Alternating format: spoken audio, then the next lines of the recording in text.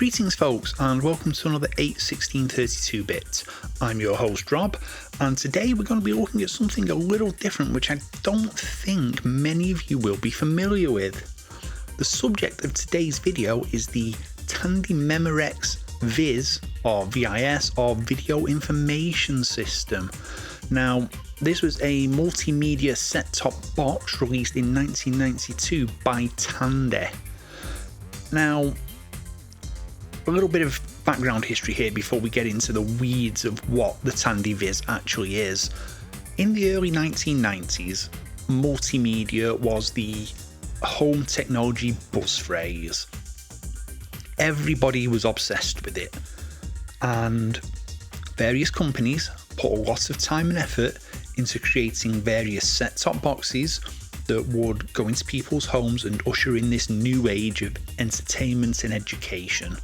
Now, I'm sure many people who watch these videos are familiar with products such as Philips CDI and Commodore's CD-TV and ultimately CD32, but very, very few people will probably be familiar with the Tandy VIS, which was, as the name kind of gives away, Tandy, or rather Radio Shack's attempt to break into this market using its Tandy brand.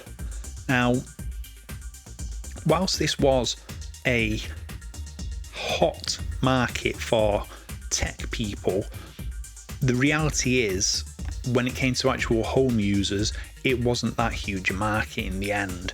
Yes, the Philips CDI was around for quite a while and had a relatively significant amount of success, but compared to the systems that these were really competing with, which, if we're being honest, were consoles, not a single one of these multimedia systems ever really took off. You know, even the console manufacturers tried to get on it when Sega released their Mega CD add-on for the Mega Drive. But yeah, the multimedia future didn't really kick in until the mid-90s with the advent of Windows 95 and CD-ROM drives becoming basically standard issue on Windows-powered PCs. But that issued in a different type of multimedia future. But anyway, back to the Tandy VIS. So, what is the Tandy VIS? Like I said, it's a multimedia set-top box designed to bring various entertainment and educational bits of software into the home and into people's lounges. Now, as you can see from the image on screen, it's a fairly standard looking set-top box. It's a grey rectangular piece of home electronics equipment. It looks not too dissimilar to a CD player like you might put into a multiple part stacker system or a VHS video recorder of the time. Now, in terms of what was inside this box, we've got some specifications here. It was powered by an AMD Clone 286 CPU, which ran at 12 MHz and came with 1 MB of RAM, a 2-speed CD-ROM drive. Audio was produced by a Yamaha YMF262-M chip, which was compatible with the Adlib standard, not Sound Blaster. The display was producing its graphics from a Cirrus Logic chip, the ADAC1, and the system's operating software was something known as Modular Windows, which was a heavily trimmed down version of Windows based on Windows 3. Now, even at the time, this wasn't exactly setting the world on fire specifications when this was released in 1992.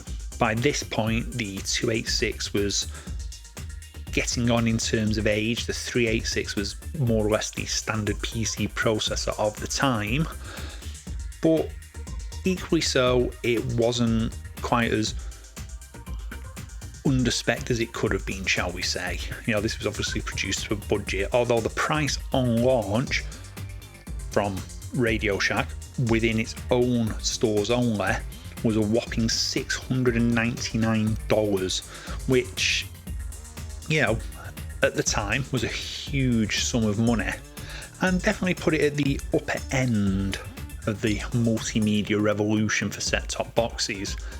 Now, yeah, excuse the excitable dog going past outside if you heard that.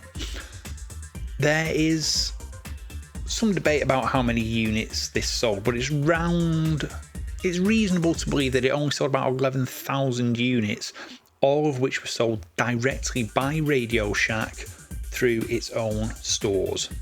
Now, this machine was released at some point in 1992 and discontinued in early 1994, so it barely had 2 years on the market, and if you think about it, that's not a lot of hardware to sell in a 2-year span. Even at that price, the development costs and everything, this must have been a massive loss maker for Radio Shack.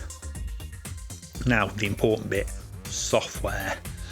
Well, again, there wasn't a huge amount of software released, well under 100 titles, probably more around the sort of 60-ish mark.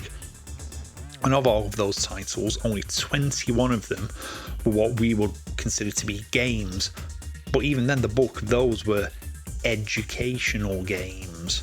However, there were a handful, and I do literally mean a handful, of recognisable name titles that were developed and released for the Tandy VIS. Now, they included the Sherlock Holmes Consulting Detective series, so you got both parts 1 and part 2, which were released for the system. You had a version of the legendary golf game Links, which was titled Links: The Challenge of Golf, and you had a CD-ROM conversion of the legendary Mac title The Manhole. But outside of that, you were struggling really, and yeah, I mean, what can you say about the Tandy VIS? The hardware wasn't that bad.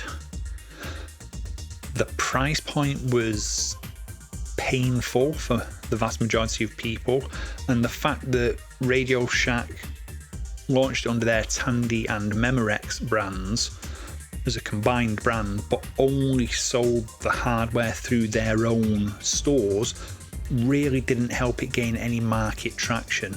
Anything like this needed to be out there for people to buy. You know, Commodore got the CD TV out there, it did reasonable. Philips had the CDI everywhere. It was in electronic stores, it was in department stores, it was in game stores, which explains why the CDI did the best of these multimedia set-top boxes. But the Tandy VIS, it's barely even a footnote in the history of video games and multimedia set-top boxes. It's one of those little things that popped up briefly, didn't even shine that brightly, and then just disappeared. And it's a unique curiosity. It's a system that tried to compete, didn't, and died. Anyway, enough of that. This has been another one of my videos. I hope you've enjoyed yourselves.